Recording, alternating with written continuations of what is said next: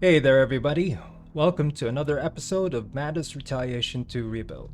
I'm Revolveroach, and today I'm going to be walking you through how I made the melee weapons in Madness Retaliation 2. Now, I've already taken this footage, I've done the work, and I'm just going to talk over it. You see here I start off with a hammer, nice easy warm-up. It's a fairly simple design up until you get to the hammerhead, but even that is just a bunch of extrudes and we're done.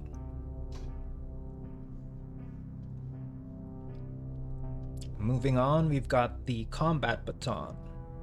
I've been watching a bunch of Madness combat animations recently, and I'm really impressed with how much play the combat baton gets.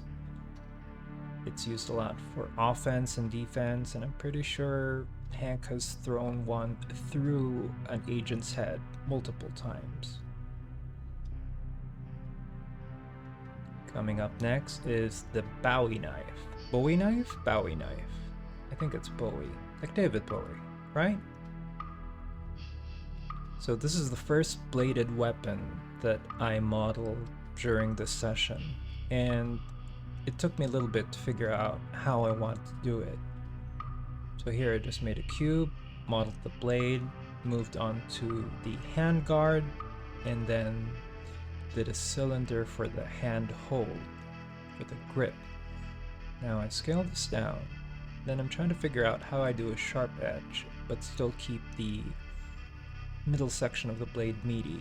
And I realized that if I just take all this geometry, move it back, then do an extrude, and here I select everything, scale on the Y, and then merge those vertices, I just get a sharp edge.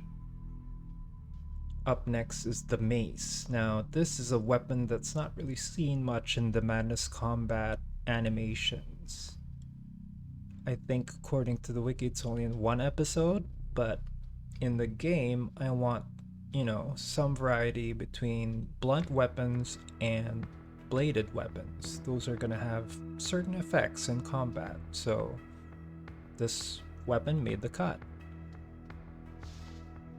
Now I'm trying to figure out how I'm going to duplicate this easily, and I do a mirror, and then look, the blade's all the way over there. I'm trying to figure out why, and then I realize I just have to move the origin.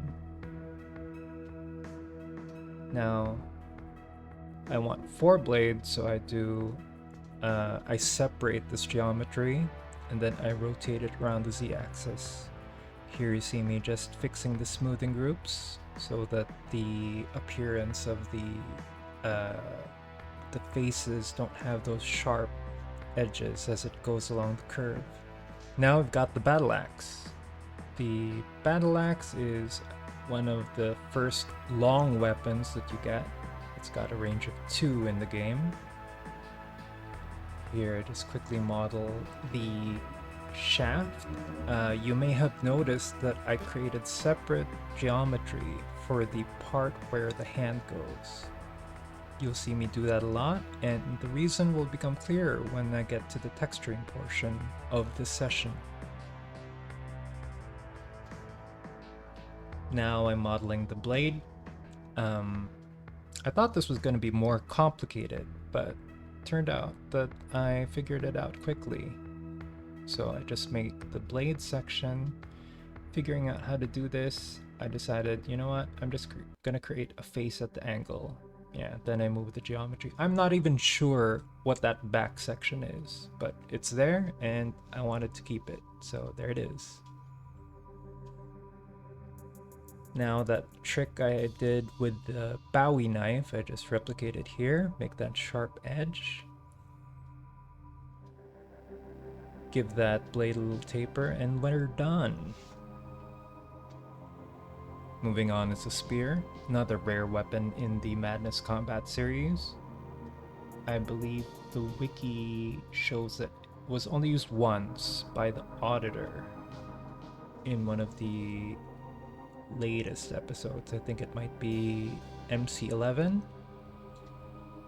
So here, I tried to do the spear tip, but decided, you know what, I should do the wrapping first, the part that connects the shaft to the blade.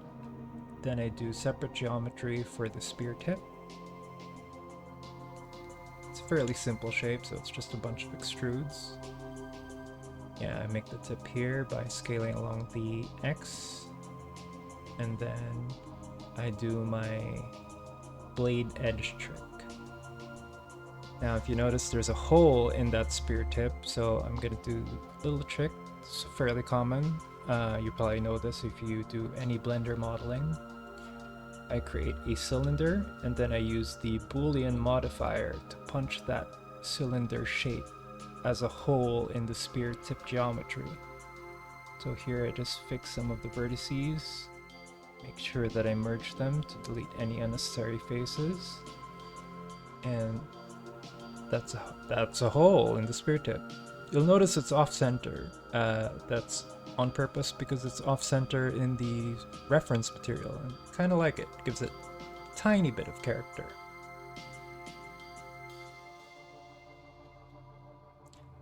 Moving on, this is the Sanford Hook. It's an iconic weapon both in the series and the first game. Now, I know that you can bend geometry using a modifier or a hotkey, but I don't know that off the top of my head, so what I did was just make a bunch of extrudes and then rotate the vertices. You know, it's not elegant, but yeah, the technique works. Nice little hook. And I do a smooth, and then that's the hook done. Now we've got Hank's signature weapon. It's the katana. I think in the first game this was referred to as the dragon sword, simply because it was named so in the wiki. It's not clear from this reference image, but the handhold, the grip up to the pommel, is designed to look like a dragon neck and head. Now I'm just modeling the blade. I decided that I didn't want to incorporate those notches in the back of the blade. I imagine it's done for design purposes, but for practicality, I don't think a sword is better when it has notches like that. Maybe a knife, but not a sword. It creates like a point of weakness on the blade. So I'm gonna omit that here, and probably gonna omit that in the final game as well. I know it's a cartoony game and it doesn't have to adhere to realism, but there are certain things that I do know about weapons that, you know, I like to maintain even in fiction. Up next, this is the Mega Hammer. Now this in the series is a mag weapon, but in the game anyone's gonna be able to use it, of course with some caveats. You can use it. Maybe it's not the best idea, but you can. Now this weapon has a lot of wrapped sections, so I'm just creating separate geometry for all of them. I move on to the blade, and this was really quick. By this time I'd gotten my process for creating blades down pretty efficient. So I do the extrude, I fix the vertices, select everything, scale on the Y, and that's the axe blade done. Now I needed those little bits that connect the axe blade to the shaft. That's just a pair of cubes. Nothing really special there. So here I'm making that last wrap portion. I think it's a part that attaches the blade to the shaft. Now, as I'm watching this, I realized that this back section that I'm modeling right now is just a mace. It's a mace that's duct taped onto this giant spear axe, so I could have saved my time by copying that, but you know what? I think the result of this this modeling is pretty good. I'm keeping it. I'm keeping it. Yeah, you see here, I don't even understand what that section is. It just looks like it's made to be heavy. I guess this thing is just so lethal that if you swing it in someone's general direction, you're gonna hurt them one way or another. Alright, I'm making the tip of the spear, and then I'm taking all of the edges and then setting the smoothing groups. And I do a little refinement. Oh, here I'm highlighting the edges to be sharp. I don't think it has any visual effect in this session, but it's important later on. Yeah, I skip over the chainsaw because I've already modeled that. There's an entire video where I walk you through that, so if you're interested, go watch that. But right now we're on the binary blade. This is Jeebus's signature weapon, or savior as he's called in the first game. This might have been the fastest to model. It's just a bunch of extrudes on a cube, and you know, that's done. That's the binary blade. Last weapon, very exciting. I'm sure a lot of people are looking forward to this one. This is the Auditor's Sword. I made it a little shorter compared to the animation, but I think it's still it's iconic. It's a big black blade with a big red aura. I don't think many people are gonna complain. Now I'm just modeling the hand guard. And then, if you were paying attention, this is just a copy of the binary blade rescaled. Alright, here I want to do the aura inside of Blender, even though it's probably going to be particle effects in the final game. Skipping ahead to the texture portions. Now, in the past videos, I kind of skipped over this, but the technique that I use here I think is pretty interesting. I use a single texture sheet for all of these weapons that I just modeled. I have squares of solid colors. They range from a dark gray to a medium to a light, and then another dark gray there for variety. So what I do is any section that is wrapped, I take the UVs and drag them over there to the, you know, that area that looks like bandages. Anytime I have a blade edge, I move the UVs over to the light gray color on the lower left. You see here at the mace, I was considering following the source material, but I had all these hand wraps available, so I decided why not just use them. Here I'm trying to figure out a smart way to texture the blade. Figured that if I just rotate and project UV from view, that I could just match them up. There you go. That was pretty fast. Alright, now we're at the battle axe again. Just take the hand hold section and move it to the bandage texture.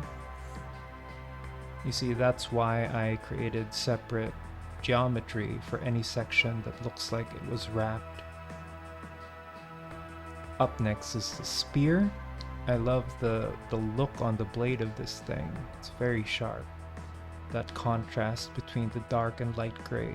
Spend a bit of time here finding a nice section for the hand wrap, the hand hole, then move on to the hook. Now here I did a little bit of work.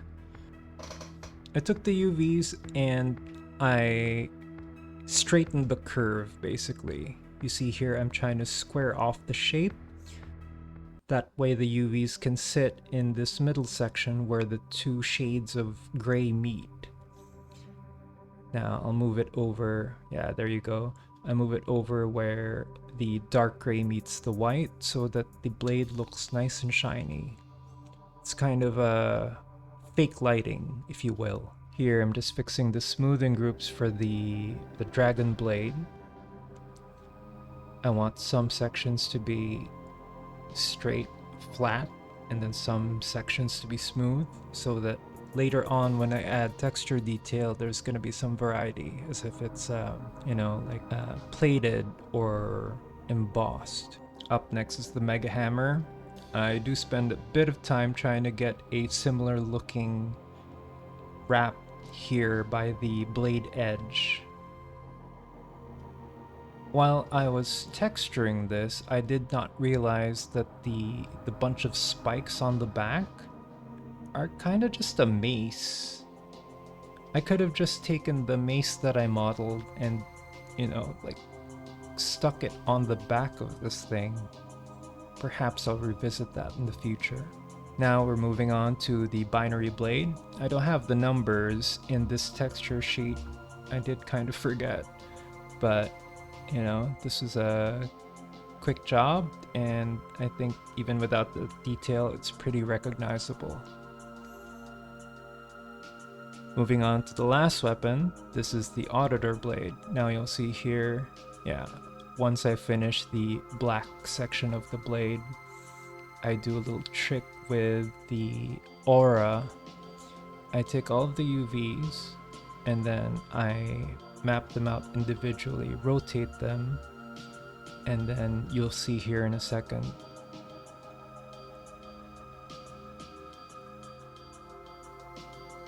Okay, I take the UVs, I map them all out, find the corners, and group them together. And once that's done, I just scale 0, straighten them out, and then take that entire shape and move it to that gradient red in the corner to create the glow. Testing it out a bit, and there you go. Thank you so much for watching. I hope you enjoyed these series. I had a lot of fun giving you guys a sneak peek into the Madness Retaliation 2 arsenal. Now, that was a lot of Blender videos, so next week we're gonna shift gears, move into Unity. I hope you guys have a good weekend. Until next week, this is Revolver Roach, signing out.